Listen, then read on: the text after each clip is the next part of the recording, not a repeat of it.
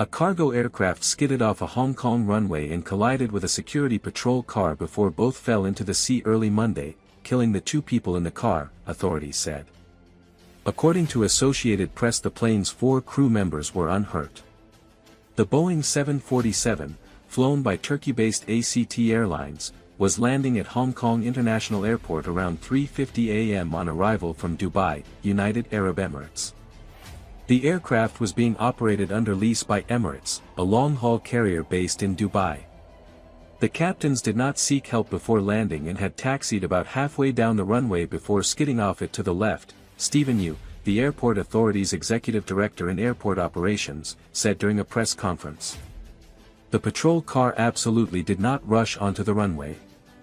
It was the plane that went off the runway and crashed into the patrol car outside the fence, he said.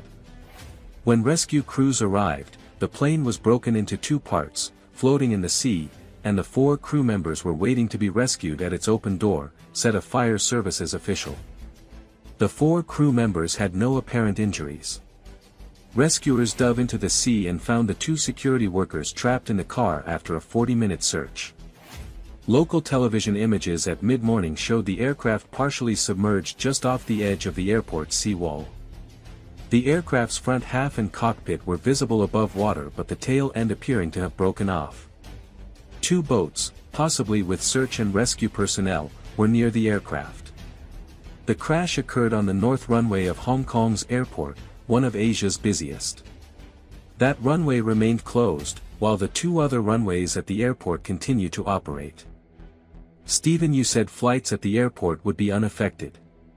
Weather was suitable at the time the plane landed and the cause of the crash was being investigated, he said.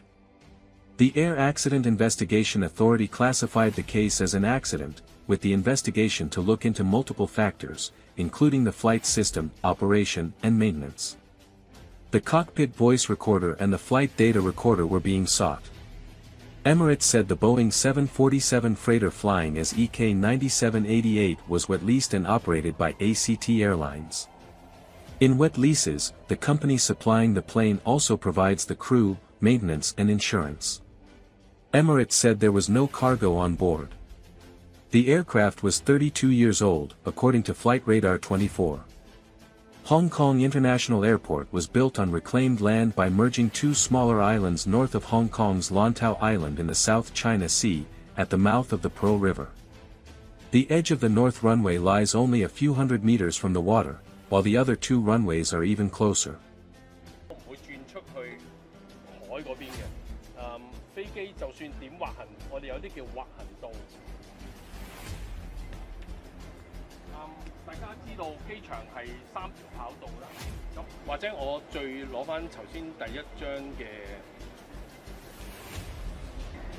Around 4 a.m. this morning, a cargo aircraft, flight UAE Line 788, departing from Dubai to Hong Kong, went off from the rough runway. Upon landing, and crashed through the fencing and into the sea. Unfortunately, an airport security patrol car was there at that time. The aircraft collided with the patrol car and pushed the car into the sea. 4 aircraft crew on board and quickly rescued by Fire Service Department. Fire Service Department also rescued 2 security staff from the sea. One was certified dead at the hospital and other certified dead at the sea. 躲避巡邏車咧，同埋目前係因為機件故障係機長嘅駕駛失誤，所以導致佢衝出跑道。而涉事嘅機組人員需唔需要負上香港嘅刑事責任咧？另外就係想問翻巡邏車佢。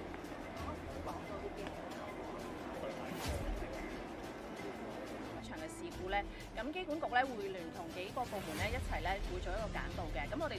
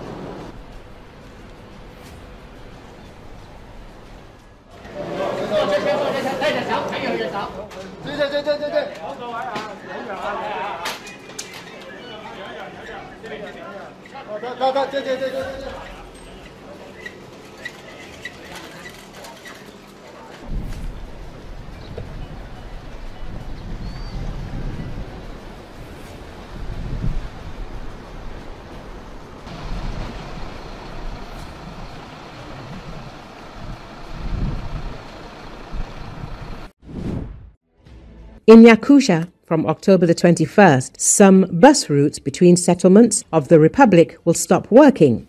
According to the head of the Ministry of Transport of the region, Vladimir Sivtsev, this will affect the lines Yakutsk, Pokrovsk, Moksogolok, Yakutsk, Berdijestyak, Yakutsk, Namtsi, Katrik, and Nizhny Bestyak, Kurapcha, reports the Telegram channel Honest Yakutia. The buses are scheduled to resume operation only in January 2026. The reason for the restrictions is the lack of funds in the budget to finance public transportation. Now there are no figures for a number of programs, at zeros, but the second reading, funding will be available. Let's not ask such questions yet. Yuri Nikolaev, head of the relevant committee, said during a budget hearing in the Republic's parliament, writes the Moscow Times. There are also problems with providing people with food in Yakutia's northern regions.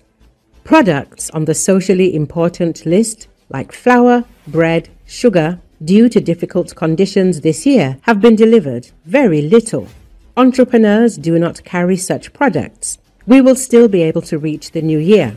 But how will we get there? Asked a representative of the Bulun Ulus at a meeting in the parliament. In response, he was told that they would return to this topic during the second reading of the budget. The channel LB Potok writes that the food imported by the authorities to the Arctic regions, including fresh eggs and vegetables, is primarily distributed to military families and educational institutions, while the rest of the local residents are sold what is left in the stores. We are talking in particular about the village of Saskailak, the route to which from Yakutsk is 2,500 to 2,900 kilometers. Namoskva reported earlier that the Yakutian JSC Arctic Trade and Logistics Company, engaged in the northern importation of socially important products, lost its funding due to the lack of money in the budget. In 2025 to 2026, there will be no deliveries along the winter road, the company said. By the lack of money, the Yakutian authorities are preparing to carry out mass layoffs in budgetary organizations, which have already begun in a number of districts of the Republic. The Federation of Trade Unions of Yakutia urged not to classify information about layoffs, to which the head of the regional finance ministry, Valery Alexeyev, said that no layoffs are planned, accusing the trade unions of stirring up the situation. According to the operational data of the unified portal of the budget system of the Russian Federation, at the end of September, the cumulative deficit of the regions reached 724.8 billion rubles against a surplus of 472.1 billion rubles for the same period of 2024. Interim deficit was recorded in 68 subjects. Total expenditures of the regions grew by 15% year-on-year to 16 trillion rubles. At the same time, revenue growth amounted to only 6%. Against this background, some regions, including the Yaroslavl region and Dagestan, are preparing to raise taxes and cut tax exemptions. This is causing protests in the regions. It is expected that such protests will soon expand in scale.